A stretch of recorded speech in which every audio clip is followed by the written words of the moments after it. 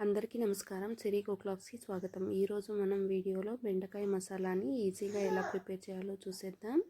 ఈ బెండకాయ మసాలా చపాతీలోకి, పరోటాస్లోకి, అలానే రోటీస్లోకి, రైస్లోకి కూడా చాలా బాగుంటుంది. ఈ బెండకాయ మసాలా చేసుకోవడానికి ముందుగా మనం బెండకాయలను బాగా కడిగి తుడుచుకొని ఆరబెట్టుకొని రెండు వైపులా కట్ చేసుకొని పెట్టుకోవాలి. తర్వాత నేను చూపిస్తున్న విధంగా మధ్యలోకి కట్ చేసుకొని ఇలా చీల్చుకొని పెట్టుకోవాలి. ఇలా చేసుకోవడం వల్ల బెండకాయలు తొందరగా వేగుతాయి, అలానే మసాలా కూడా పచ్చివాసన లేకుండా వేగిపోతుంది.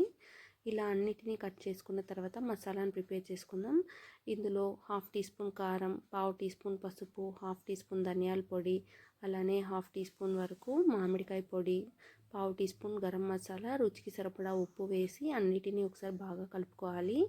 ఇలా కలుపుకున్న తర్వాత మనం తీసుకున్న బెండకాయలను తీసుకొని అందులో ఈ స్టఫింగ్ అయితే పెట్టుకోవాలి. ఇలా నేను చూపిస్తున్న విధంగా బెండకాయలు గ్యాప్ లేకుండా ఈ మసాలాను అయితే స్టఫ్ చేసుకోవాలి. అన్నిటినీ ఇలా స్టఫ్ చేసుకొని పక్కన పెట్టుకోవాలి. తర్వాత స్టవ్ మీద ఒక ప్యాన్ పెట్టుకొని అందులో 3 నుంచి 4 టేబుల్ స్పూన్ల వరకు నూనెనైతే వేసుకోవాలి. నూనె వేడయ్యాక ఇందులో ఆవాలు, జీలకర్ర, పచ్చిశనగపప్పు, మినపప్పు, కరివేపాకు అన్నీ కూడా వేసుకొని ఒకసారి బాగా వేయించుకోవాలి.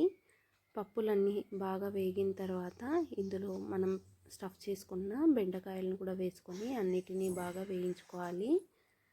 ఇందులో మిగిలిన మసాలాను కూడా వేసేసి అన్నిటినీ ఒకసారి బాగా కలుపుకొని మూత పెట్టుకొని మగ్గించుకోవాలి.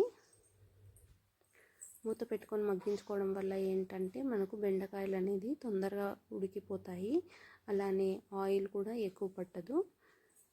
ఇలా మూత పెట్టి ఉడికించుకున్నప్పుడు కూడా మధ్య మధ్యలో మనం తీసి కలుపుతూ ఉడికించుకోవాలి. ఇలా కలుపుతూ ఉడికించుకోవడం వల్ల బెండకాయలన్నీ కూడా ఈవెన్గా కుక్ అవుతాయి.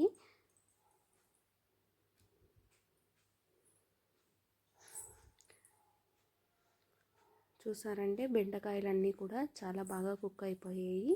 అంతే అండి, ఎంతో సింపుల్గా ఉండే బెండకాయ మసాలా కర్రీ అయితే రెడీ అయిపోయింది. ఈ వీడియో మీకు నచ్చినట్లయితే ప్లీజ్ లైక్ చేసి, షేర్ చేసి, కమెంట్ చేసి, అలాగే సబ్స్క్రైబ్ చేసుకొని బెల్ ఐకాన్ క్లిక్ చేయండి. Thank you for watching.